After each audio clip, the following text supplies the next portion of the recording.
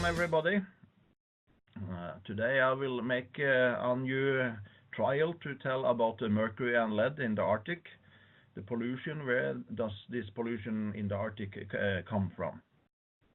I tried to make this lecture earlier from Sweden in a couple of weeks ago, 3 weeks ago I guess, but unfortunately there was some technical problem because I was outside of the good connections. So I'm sorry, but such unfortunately happens. I'm quite much traveling, quite much working in field and such, so I'm not so the most of time in my office. I'm traveling 150 to 200, 250 days per year. So it's a little bit of outside office. But mercury and lead is the subject today, and where it comes from. So this is the picture from yesterday, actually. So here you can see the spring is starting. The reason you can see the spring is starting is that the snow is avalanching from the roof. So this is just how it looks yesterday, and it looks pretty much the same. Outside we have even 5.9 degrees, so it's quite warm. And you know, my place is in this high north, and everybody expect it to be clean areas, but people living here and all such having more information understand that these areas is clean, but not so clean as they should have been, or we prefer them to be. So this is a problem because the pollution is increasing. So where's the road, where's the way, which ways is this pollution taking? Where is it coming from? This is one of my colleagues. This has actually not very much to do with the mercury or the lead, but this instrument is a huge sucker, so it sucks air from outside in through there and into a filter and through the machine and pump the air out again. So it's collecting about 20 cubic meter per hour. And inside here is a instrument that is measuring radioactivity. So this is one of the instruments of our station, where we make the registration and recording of radioactivity activity. And why I'm talking about radioactivity? Well, it's a pollution too, and it's a natural background and such, but it is a little bit connected to the spreading of the pollutions. Maybe you remember the Fukushima accident, the big tsunami that also exploded one of the nuclear power plants in Japan. This happened in 12th of March 2011, and then after a few hours, you can see the hours up here. That's the day after. Until 6 o'clock, the spread of the pollution was this. So after one day, the pollution was approximately like this. And you can see how quickly this is spreading along. So then, 15th to 16th of March, this happened the 11th of March, 12th of March 2011. So some days after, it looks like this. And then even some days after, it spreads like this, and you can see there is all pollutant radioactivity tracks all across the North American continent, and even into the Barents Sea, the Atlantic Sea, North Atlantic. And you see here the concentrations is starting to build up and coming closer to Iceland. So from 12th to 19th, the first recording was made in Iceland. 7 days after. And then 8 days after, it was even up in my area and in Europe. So all this makes up just a few, within 1 week or 10 days, the pollution stretches from the Asian continent into Europe.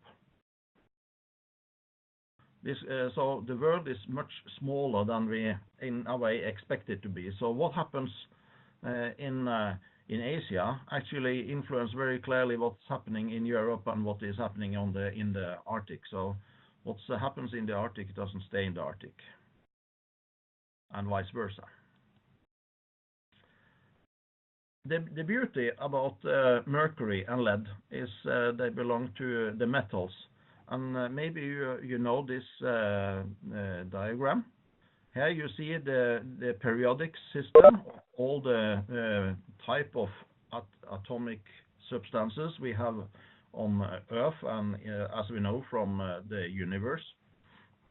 We have helium, we have nitrogen, we have hydrogen, and all this.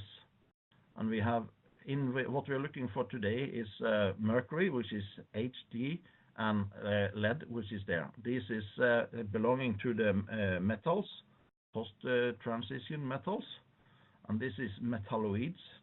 So this is having some different type of function. This is the inert gases, noble gases. And your teacher will maybe tell you more if you have not learned about these metals and these things, these atoms, different types. But the beauty is that we can make a system, and then we can understand how they are related to each other and how they will react with the different type of other atoms.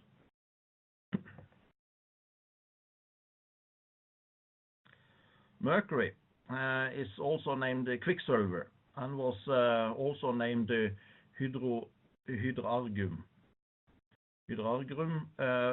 And this is a very interesting metal. It's normally on Earth, they will be like liquid. So it's a metal that is liquid. And there's one other which is the same, it's brom. But the mercury get at minus 38 degrees, it will turn solid. And it will start to damp, to evaporate like gas at 356 degrees. So normal temperature in our areas, it will be like mostly like liquid. The mercury has been used in a lot of different things through the history. Instruments and thermometers, we know it very well. Mercury has a special function that it can dissolve other metals, like gold and silvers, and then they make something named amalgam. And amalgam is what we used to have in the teeth earlier. I have still amalgam fillings in my teeth, and maybe some of your teachers as well. But amalgam is turning away from the use in health. Mercury was actually believed to be a very, very important medicine, and it was used in cosmetics and a lot of different things to make yourself beauty. But it actually, in small amounts, it could be looking like it was working and making well and good results. But basically, mercury is extremely poisonous. It was used for treatment of madness. It was used, and then the patients get just more mad or even more crazy. And then it was used as well for different other severe illnesses, and it made the people much worse and killed them even. One of the very interesting things, the mercury was used to make the tanning of the skin, the hides, to make fur coats and hats. So making the hats from beaver fur, when the young people was sitting like people as pupil, young as your pupil, 7 to 10 years old, they were sitting and with a hammer, small hammer, and knocking on the fur with the mercury to knock the mercury into the fur, to make the fur more soft and flexible and durable to last longer. And the people that was making hats was often regarded to be crazy. They became crazy because of the foam from the mercury. So that was actually, people didn't understand the connection until the end of the 1980s. 1880s, sorry, not in 1990s, then they knew, but in 1880s. It has been used for the washing of gold and is still used a lot of places. So they use the metal mercury as a substance for cleaning the gold out of dirt, of the soil, and other stone minerals and such. So they wash it, as you see in Amazonas, in Southern America, and in India some places, and as well in China some places. They still use the mercury to wash gold directly from the sand from the earth in the river, but also used in mechanical parts. This is of course very, very toxic and makes a lot of huge problem, and you can see a lot of horrible videos on the YouTube and other programs from National Geographic and such that shows this horrible effect of the washing of gold with mercury.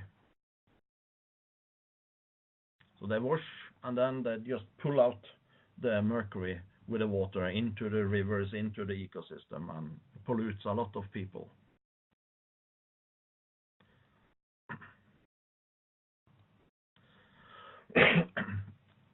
Mercury occurs as a clean metal, just as mercury liquid mercury.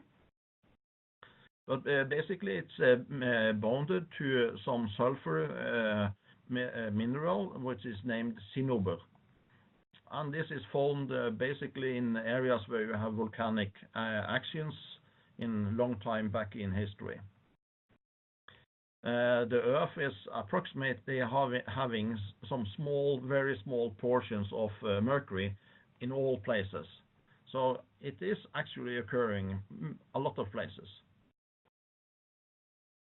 But in Europe, and the world, the largest concentrations is found in Serbia, in Italy, China, Algeria, Kyrgyzstan, and in Spain. So this is normal, where it is a high occurrence, and it was used in these countries quite much earlier. Today, Spain and Italy do not process mercury, even though they have 2/3 of all world resources known of mercury as metal and this cinnabar. So the richest pulp, the richest stone, can have a concentration of 2.5% of mercury. Well, the mercury is somewhat poisonous, but you can treat it. If you treat it normally and such, it is not directly very poisonous in small amounts. The poisonous part become when the mercury is transformed from a metal to a organic, biological molecule named methyl mercury. So this methyl mercury then is combined with carbon, hydrogen, and mercury, looking something like this. So it's carbon with 3 hydrogens and 1 mercury molecule. And this is a slightly charged cation, so it's plus activated. Mercury occurs in a lot of isotopes, so this mercury can have a lot of isotope function. That is meaning that you have variabilities of the neutrons inside in the core of the atom.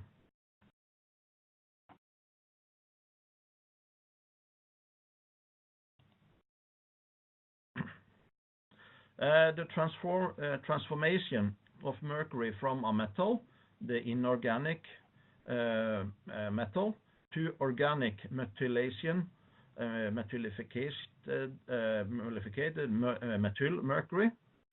This happens as a process of life.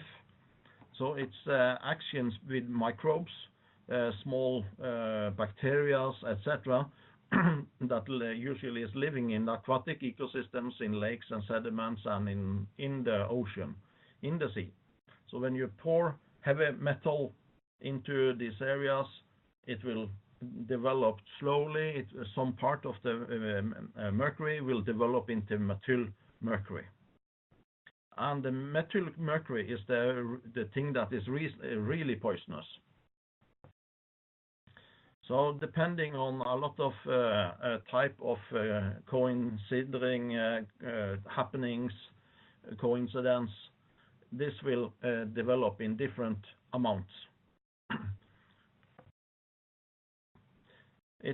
Normally mercury is metal is coming from volcanoes, coming from forest fires, and different type of weathering erosion of mercury rocks. Mercury-rich rocks. The methylification of inorganic mercury is influenced by this anaerobic bacteria. So it's not the aerobic bacteria normally, so therefore this can happen in the sediment or in the water column deep down, but also in the surface, depending on other types of pollutions. So if the water is high and low in a freshwater lake, this regulation up and down influence on the erosion that wash out the metal mercury, and then you have the bacteria which is coming with the nutrient pollution, and then growing a lot of bacteria that is working in this function of methylification.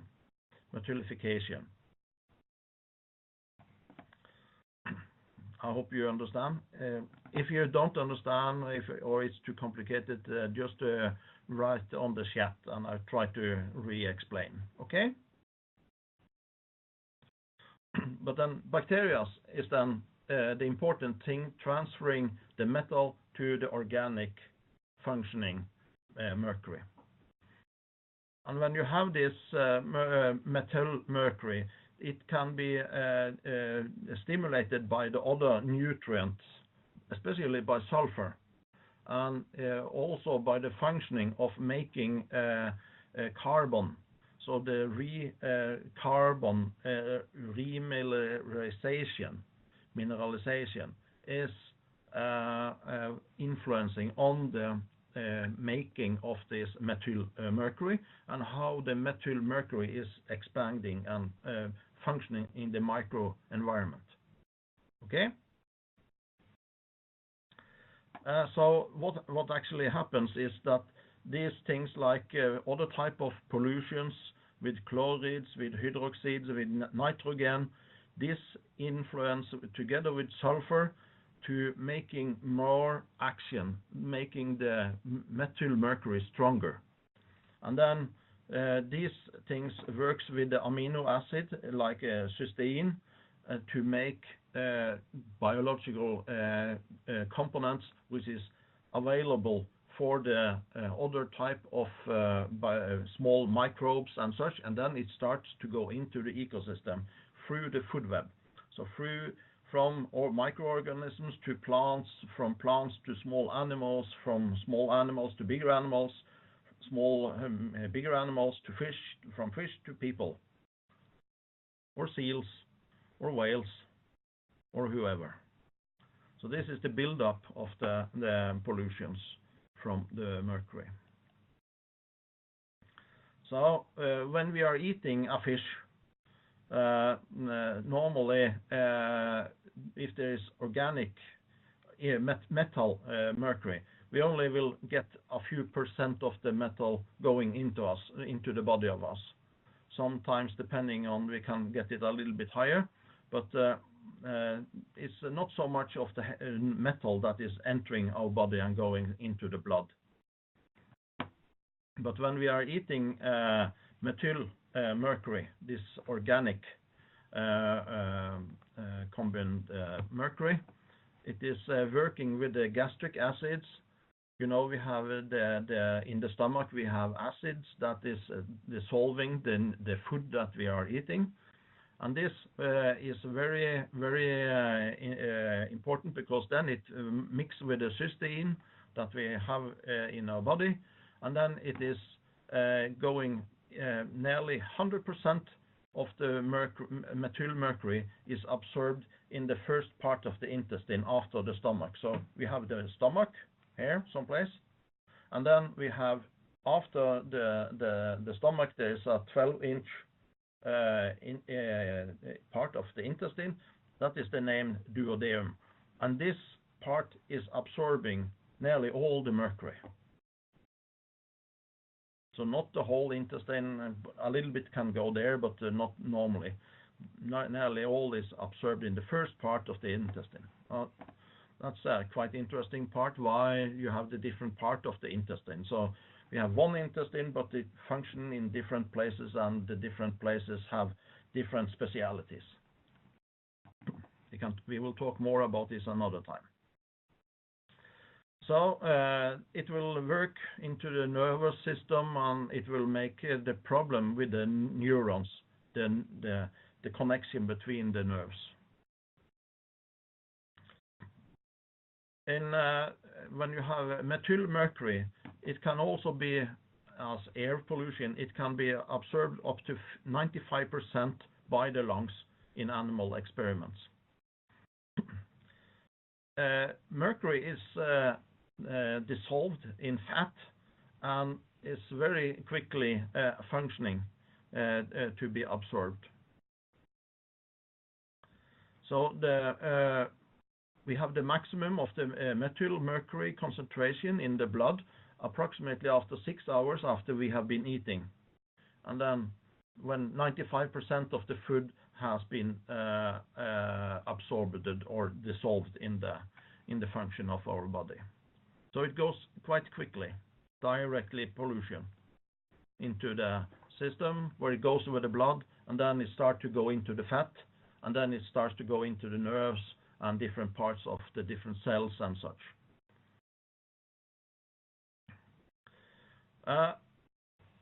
So mercury goes into different type of different processes in the body of animals and us, and it works with the oxygen, and it also dissolves this radical oxygen types that is also working as a poisonous.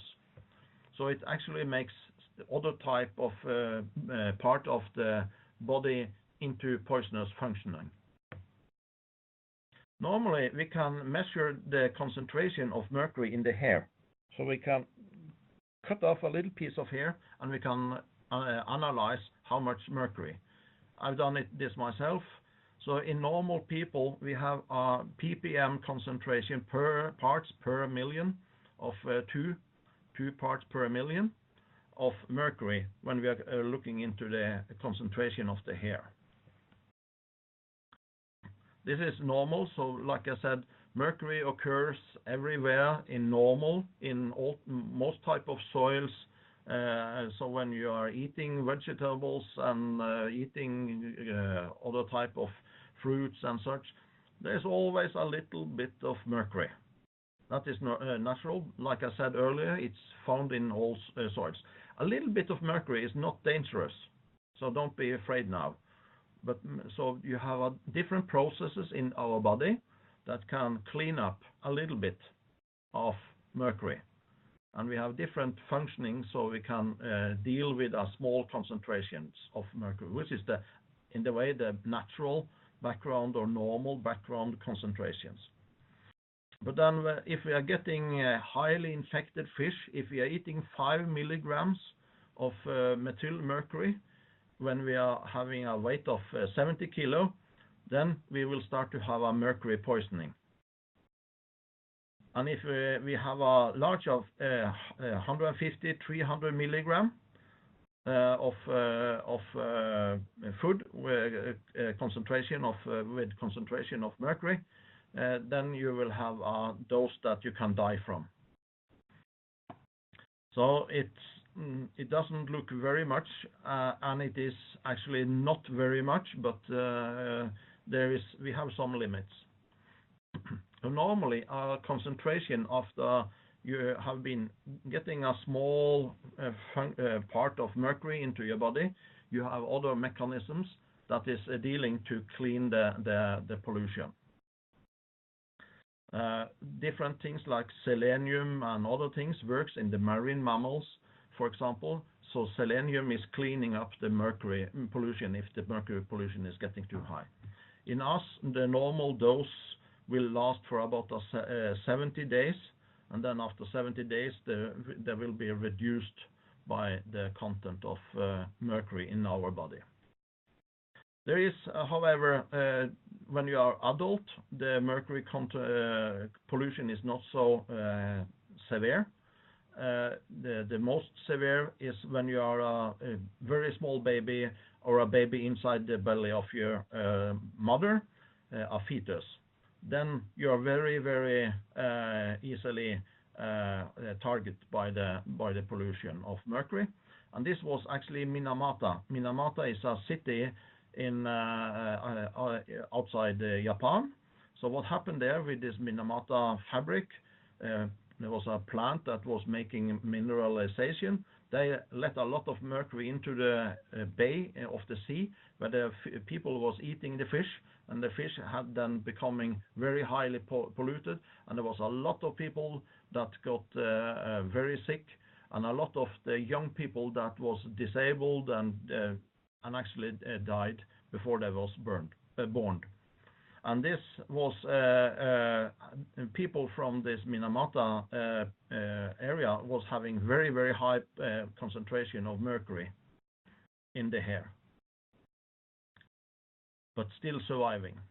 If you look here, we have primary natural resources, we have primary anthropogenic human sources, we have secondary anthropogenic sources, human, that we make. And then you have remobilization and re-emissions of mercury. So volcanoes and geysers and wetlands and lakes and mires and forests and all such makes the natural primary sources of this. Then we have the fuel burning of the power plants. We have the mining, and then, like you see here, washing of gold. And then you have electronics and all such that is working. And the use or such, that's the burning of forest and digging in the landscapes and all such. So making new construction, roads and such, that makes new release of mercury. So the biggest thing, when you saw on this thing, is actually brown coal and black coal industry, especially the brown coal.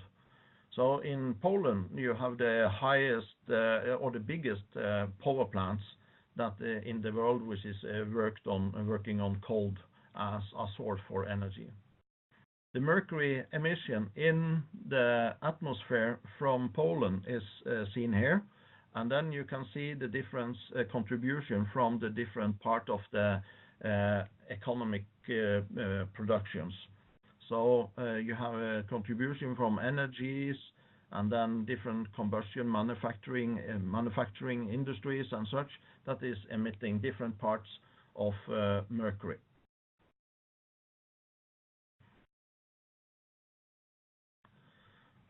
So here you see the brown coal mining in metric millions of tons. And then you have China, which is quite high, together with Germany. So Eastern Germany and Western Germany has been combined to Germany. And then you see Russia is making something. United States is making quite a lot of brown coal. Brown coal contains quite a much more mercury compared to black coal.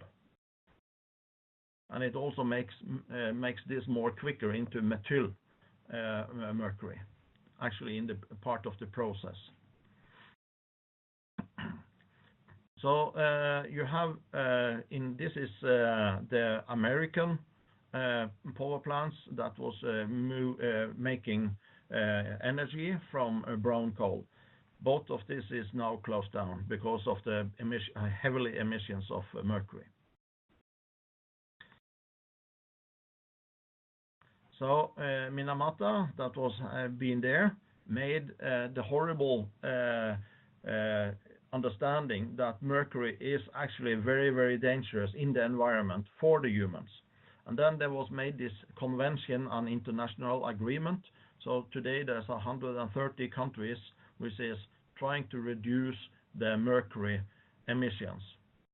But here you see the emissions 2010 in grams per cubic kilometer.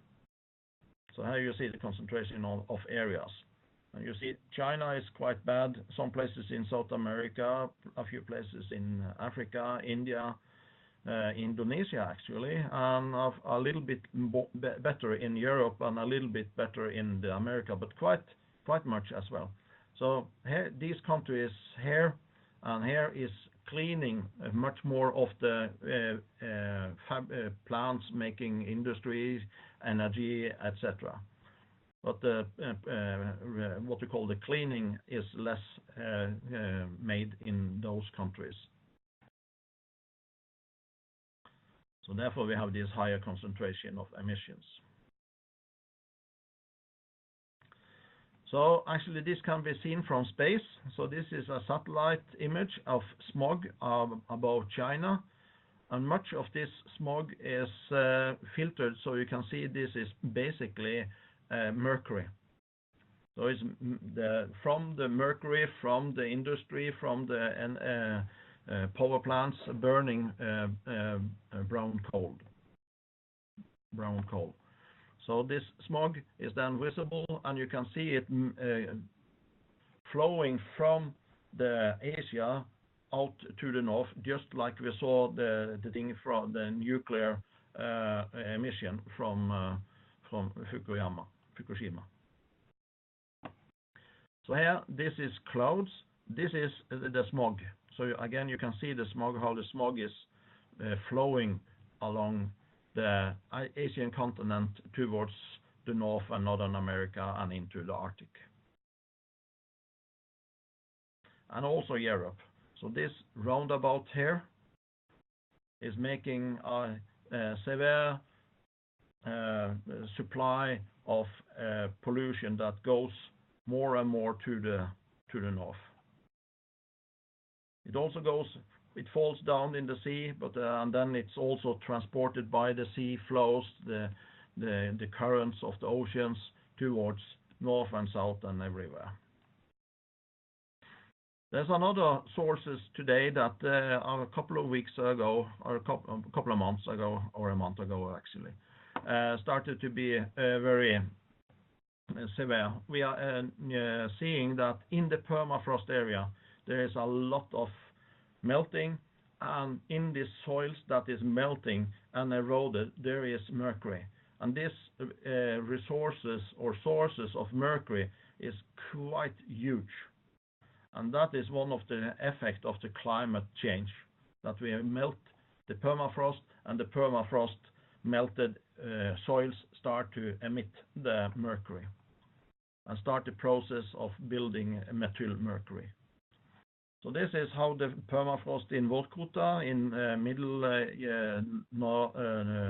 European Russia is looking like. So here you see the frozen ground, and here you see the turf, and then this is the frozen ground, and there's a little bit of mercury, but not very high concentrations. But when you make the big picture, this is severe, very bad. Okay, lead is another soft metal, and in normal type, and this has been used by people for quite a long time. So you see that they started about 1000 before Christ. Then they started to use the first plumbo. So plumbo meaning plumbing or tubes, so you can make this is the metal that you can make a pipe out of, not meaning plumber. So still in English we say plumber, which is coming from this word. There's a lot of interesting features with the lead, but we will jump.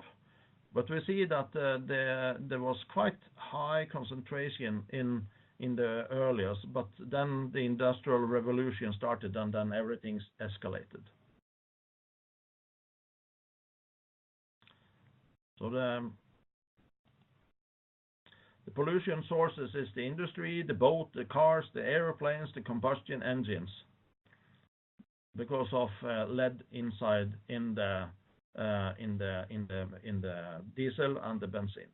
So from the asphalt, from paintings, from a lot of other items, war and military, mining, of course, and we have a lot of accumulation of lead through dust.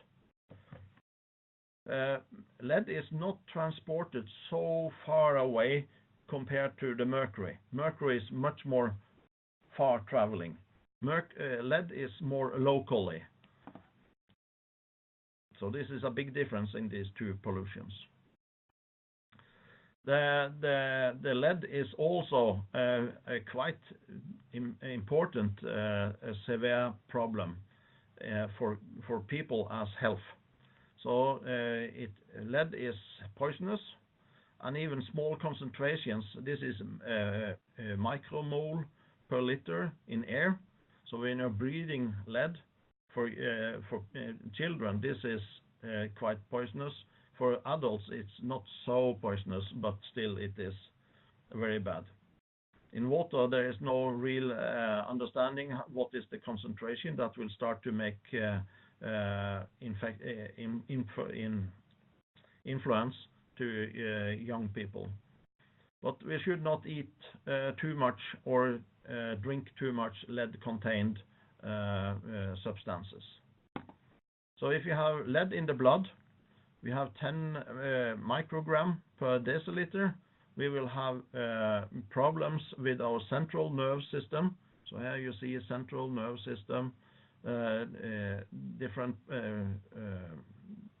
propoxine in the urine. We have nerve conductivity functioning, so how quickly the nerve is responding. This is the effects that we can see here. So when we have a concentration of 80 microgram per deciliter in the blood, then we have severe nerve effects. And when we got about 120, we will have really problem to survive. So this lead, which is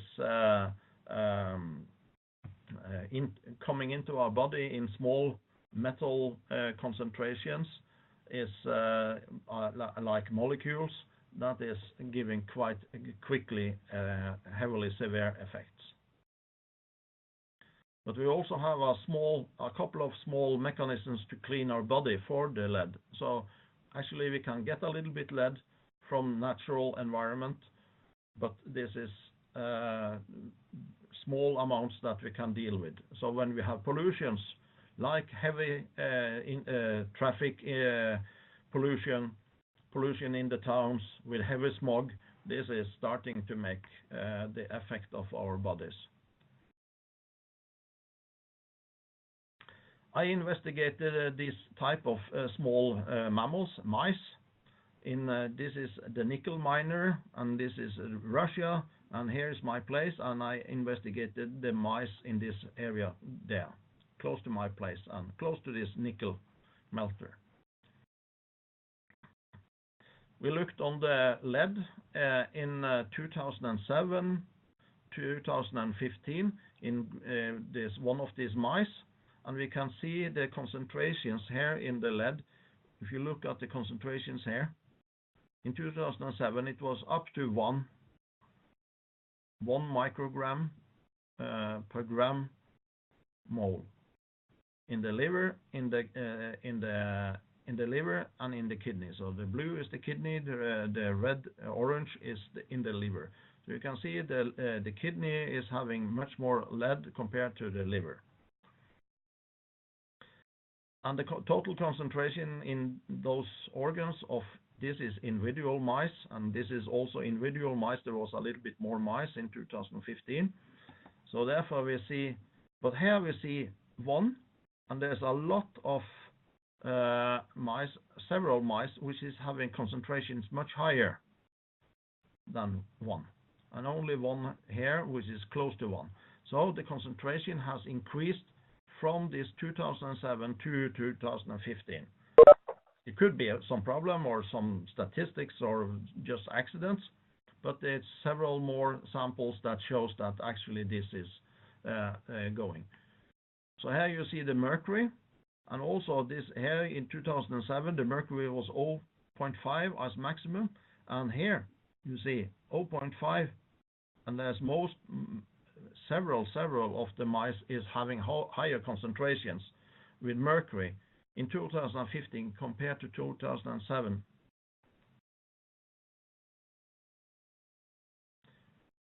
So that showed that the pollution increased quite drastic, especially with the mercury that is transported from Asia and such. And it takes, one of the main things, it takes a few years from it land and get these processes and getting into the methyl, and it's starting to methyl mercury, and then it starts into the ecosystem food chain and these things and start to develop. And the same with the lead. It takes time before it develops to the level that we can see in animals, when it's from it drops until it is visible in animals. That takes time. But we can go a little bit quicker responses. That in these lichens. So we have these gray lichens on the birch tree, and we have these black lichens on the birch tree branches. This is available a lot of places in Europe, even in some places of the southern Europe. You can find some of the same species, and you can make such analysis to see the isotopes of the metals. So we used to collect this to see what metals that's inside.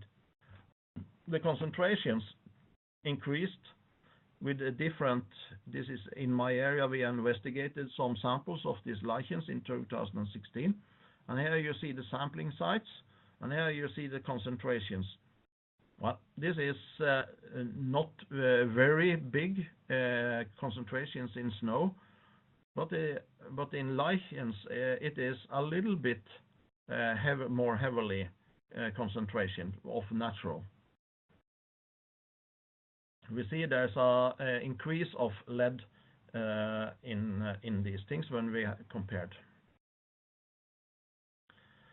One of the things when we are doing the isotopes, we can see where is the metal lead coming from. Unfortunately, we are not able to look for the isotopes of mercury. That is very, very complicated because they are so responding so quickly. So it's very difficult to analyze them, but lead is interesting.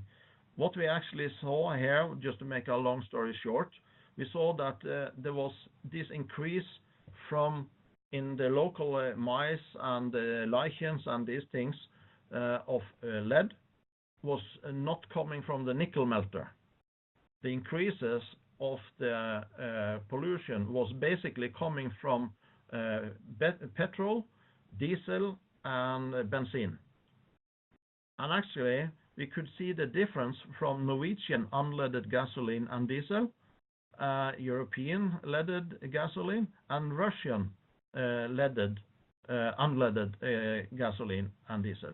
Unleaded gasoline means that you have not added new lead to the petrol, to the diesel, or to the benzene, but from nature, when the nature itself made the oil several million years ago, it was lead inside in the oil.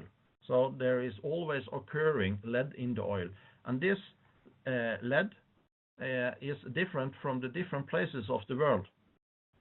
So we can see that the different oils have different type isotopes of lead. So therefore, we could see that the increase of the lead came from Russian unleaded gasoline and diesel. And that is a part of trading. So there's a lot of Norwegian people going to Russia, to Nickel and Murmansk, buying diesel because it's very cheap, and then using the diesel and the benzene, gasoline, here in Norway. And this made the contribution to the increase of the pollution. That's nice. How to find out who is doing what and what is happening. You understand? If there's a problem, please use the chat. So, okay, so typical background concentration of lead do not exceed this concentration 0.1 microgram per cubic meter in air. About normally it's 100 micrograms per kilo in soil. That is a background. But in freshwater, the concentration should be 5 microgram per liter, or in seawater or in freshwater. So this is the concentrations that is, in a way, background. So we will have a little bit of lead along with us, but we need to see that we make not furthermore pollutions, that the emissions that we are doing is basically water. This heating plant here in Finland is just basically emitting water. But it's a heating plant that is using firewood or wood, and also in the forest, in the wood, trees, there is a little bit of mercury. So when you burn and make a lot of energy, then you also start to get a higher concentration of especially the mercury. Well, I think that was it. There was no questions, so yes, but still, if you have any questions, write.